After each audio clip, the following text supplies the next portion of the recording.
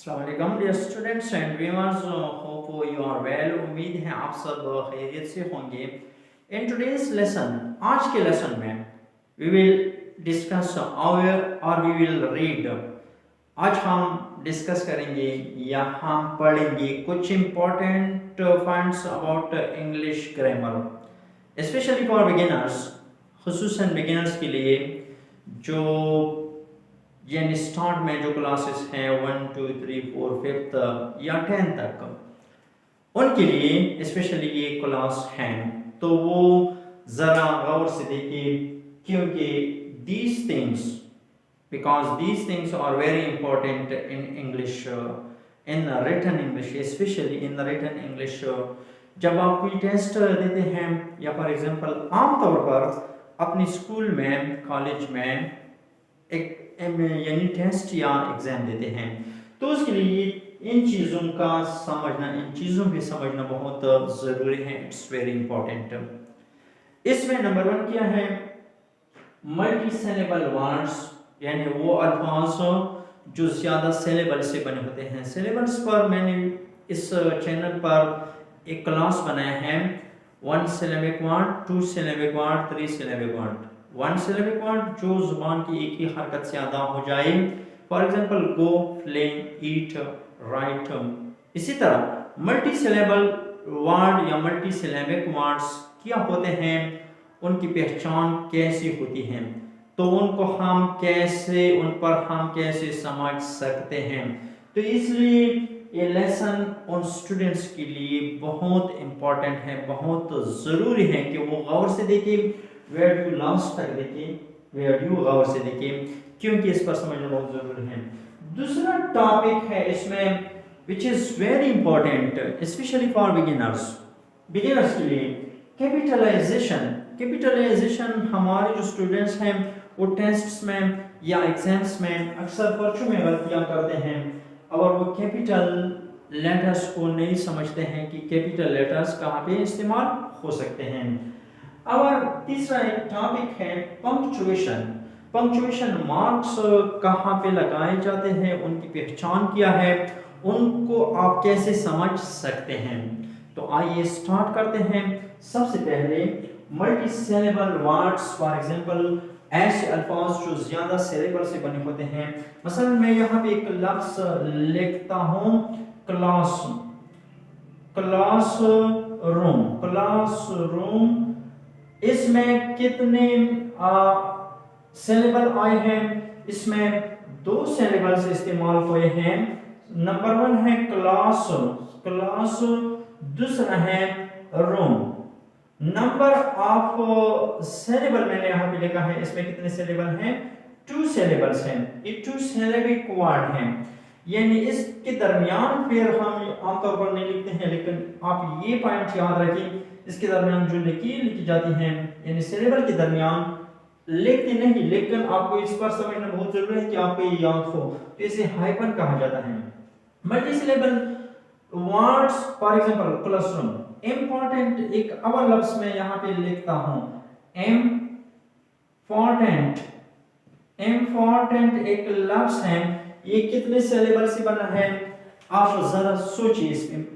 M, number 1 M for tent, important.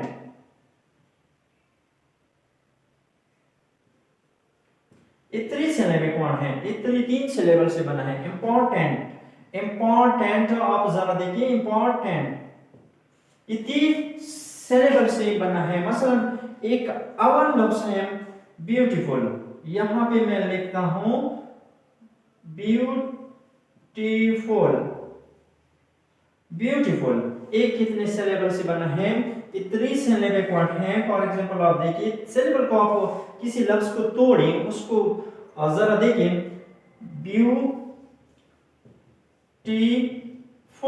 Beautiful ये 3 syllabic word है। इसी तरह मल्टी सिलेबल वर्ड्स ऐसे वर्ड्स होते हैं, ऐसे अल्फाज होते हैं जो एक से ज्यादा सिलेबल से बने होते हैं, उन्हें मल्टी सिलेबिक या मल्टी सिलेबल वर्ड्स कहा जाता है। दूसरा टॉपिक, इस पर आप प्रैक्टिस करें। जितने भी जो कुछ आप पढ़ रहे हैं आपकी किताबों में है या फॉर एग्जांपल एक लेसन है, उनमें आप एक लफ्ज को देखिए, उनकी सिलेबल को देखिए कि उसमें कितने सिलेबल्स इस्तेमाल हुए हैं। मसलन एक लफ्ज है इम्प्रूव, इंग्लिश में एक लफ्ज है इम्प्रूव, एम अलग सिलेबल है और प्रूव अलग सिलेबल है। इम्प्रूव ये टू सिलेबिक वर्ड बन गया, टू सिलेबिक वर्ड है, इसलिए इन्हें कहते हैं मल्टी सिलेबल वर्ड्स या मल्टी सिलेबिक वर्ड्स। अगला टॉपिक है capitalization. It is very important specially for beginner students, यानी जो स्टार्ट में इंग्लिश सीख रहे हैं उन लोगों के लिए स्पेशली। कैपिटलाइजेशन हम कहाँ पे कैपिटल लिखते हैं? मसलन लेटर्स को हम लिखते हैं टू टर्म्स में, टू फॉर्म्स में, small letters, capital letters, small and capital. जब हम लेटर को कैपिटल करते हैं तो उन्हें कैपिटलाइजेशन कहा जाता है। कैपिटलाइजेशन कहाँ पे अप्लाई किया जाता है? मसलन स्टार्ट ऑफ अ सेंटेंस, एक जुमले के शुरू में जब मैं एक जुमला लिखता हूँ, रिटन इंग्लिश में जब मैं जुमला लिखता हूँ, मसलन he is reading, he is reading a book, he is reading a book, वो किताब पढ़ रहा है, he is reading a book। अब यहाँ पे आप देखिए he जो है ये कैपिटल में लिखा गया है, यानी मैंने इसे कैपिटल में लिखा। अगर आप ऐसा लिखेंगे he is reading a book, so written English में it will be wrong, ये गलत तस्वर होगा, इसके नंबर आपसे कट दी जाएंगे। अब कहाँ पे जब जुमला स्टार्ट होता है, जो भी जुमला हो, जैसे भी जुमला हो, उसमें कैपिटल लेटर यानी जुमले को कैपिटल लेटर से शुरू किया जाता है। एक और पॉइंट है जब प्रॉपर नाउन आते हैं, नाउन में कॉमन नाउन, प्रॉपर नाउन, जब प्रॉपर नाउन आते हैं, मसलन स्पेशल नेम, फॉर एग्जांपल एक जुमला मैं यहां पे लिखता हूं she is a girl, she is a girl. अब यहां पे आप देखिए capital letter she is a girl, her name is Salma, for example her name is Salma। S मैंने यहाँ S कैपिटल लिखा, यानी प्रॉपर नाउन है, किसी शख्स का नाम, किसी पार्क का नाम, किसी जगह का नाम। For example Karachi, I live in a city, city एक नाम है, शहर को कहते हैं। मसलन I live in a city, it's name is Karachi. For example आप कराची लिखेंगे तो के को कैपिटल में लिखेंगे। Some important points, special for example books के नाम जो आते हैं, द होली कुरान, स्पेशल जो नेम होते हैं उनको कैपिटल से शुरू किया जाता है। इसी तरह प्रॉपर नाउन के अलावा, इसके अलावा आप यहाँ पे जरा देखिए दोबारा, तो कहाँ कहाँ पर मजीद हम कैपिटलाइजेशन कर सकते हैं। मसलन टुडेज, हफ्ते के दिनों के नाम, टुडे, टुडे क्योंकि जुमला स्टार्ट होता है टुडे से, टुडे इज थर्सडे, हफ्ते के दिनों के नाम तो उनको कैपिटलाइज किया जाता है, उनका जो पहला लेटर है उनको कैपिटल में लिखा जाता है। Yesterday was, for example yesterday was Wednesday, W को कैपिटल में लिखा गया। इसी तरह महीनों के नाम, द करंट मंथ या the running month, the current month, the current month is November, and को कैपिटल में लिखा जाएगा, the current month is November. I think it's very easy, आप समझ गए होंगे कि कैपिटलाइज को कैसे किया जाता है जुमले को। बाज़ ऐसे लेटर्स हैं, स्पेशली स्पेशल लेटर्स जो जुमले में इस्तेमाल होकर उनको ऑलरेडी कैपिटल लिखा जाता है। मसलन आई जब आई मैं के लिए इस्तेमाल होता है तो उसको हमेशा कैपिटल में लेकर जाता है। अब अगला टॉपिक है punctuation. Punctuation marks, punctuation it is very important in written English. Punctuation में जब जुमला खत्म होता है तो सबसे पहले इसमें है फुल स्टॉप। फुल स्टॉप यानी एक पॉइंट, एक नुक्ता भी हम कहते हैं उन्हें, एक पॉइंट जुमले के आधार में जरूर लेकर जाता है। अगर आपने नहीं लिखा टेस्ट में तो आपके टेस्ट के नंबर 0 होंगे, यानी जो जुमला है उसके नंबर नहीं आएंगे। मसलन I play hockey, I play hockey, तो लास्ट में आप फुल स्टॉप लिखेंगे। It is very easy. दूसरा है क्वेश्चन मार्क। पंक्चुएशन में क्वेश्चन मार्क जिसे स्वरीय निशान कहा जाता है, क्वेश्चन मार्क यानी ये जो आप देख रहे हैं, जो स्वरीय वो जुमले जिनमें कुछ पूछा गया हो, मसलन where do you live, where do you live, तो लिव के लास्ट में हम क्या लिखेंगे, क्वेश्चन मार्क लिखेंगे। अगला है इसमें साइन ऑफ एक्सक्लेमेशन या एक्सक्लेमेशन मार्क। एक्सक्लेमेशन मार्क जैसे कि इलामत है, ऐसे एक्सक्लेमेशन मार्क कहा जाता है। तो ये किन जुमलों के बाद इस्तेमाल किया जाता है या कहाँ पे लेकर जाता है? एक्सक्लेमेशन यानी ऐसे जुमले जिसमें अचानक खुशी का इजहार किया जाए या फॉर एग्जांपल सौर गम का इजहार किया जाए।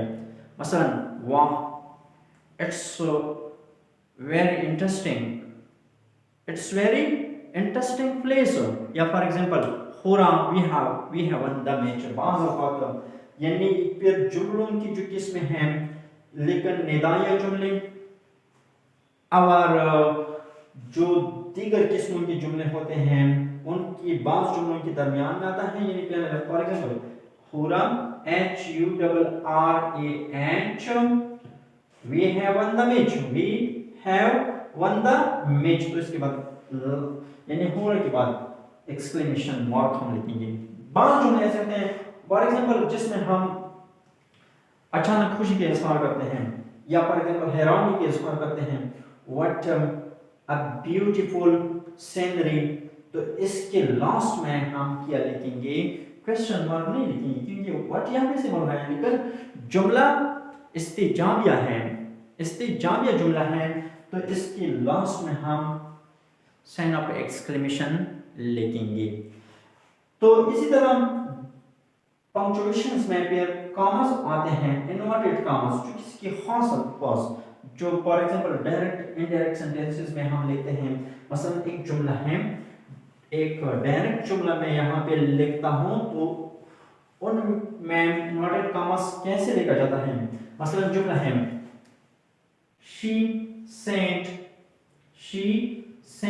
अब यहाँ पे कॉमा लिखेंगे, ये भी पंक्चुएशन में आया, और इन्वर्टेड कॉमास यहाँ से शुरू करेंगे। She said I am a student, यहां पे फुल स्टॉप लिखेंगे, उसके बाद कॉमा लिखा जाता है। She said I am a student। अब उनके खास अल्फाज हैं, जो उसके मुंह से जो अल्फाज निकले हैं उन अल्फाज को बिल्कुल वही अल्फाज जो उन किसी के मुंह से निकले तो उनको लिखकर इन्वर्टेड कॉमास में बंद किया जाता है, तो इन्हें भी पंक्चुएशन कहा जाता है। और साथ ही जो कॉमास इस्तेमाल होते हैं, मसलन कई चीजें किसी जुमले में आते हैं या कई नाम आते हैं, मसलन असलम, अरशद, तो यहाँ पे मैंने क्या लिखा, कॉमा लिखा, अरशद, एंड फिर लास्ट में एंड लिखेंगे, and Ahmad.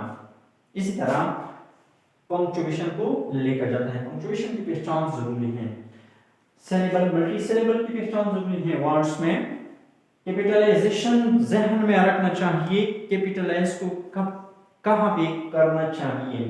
I think it's enough for today. आज के लेसन में इतना काफी है, और अगर कोई क्वेश्चन हो तो आप कमेंट्स में जरूर पूछें कि हम यहाँ पे नहीं समझते हैं या यहाँ पे मुझे ये मसला है, तो मैं उस पर भी एक वीडियो बनाऊंगा। अगर वीडियो अच्छी लगी हो तो वीडियो लाइक करें, दोस्तों के साथ शेयर करें और चैनल को ज़रूर सब्सक्राइब करें। Thank you very much. अल्लाह हाफिज़।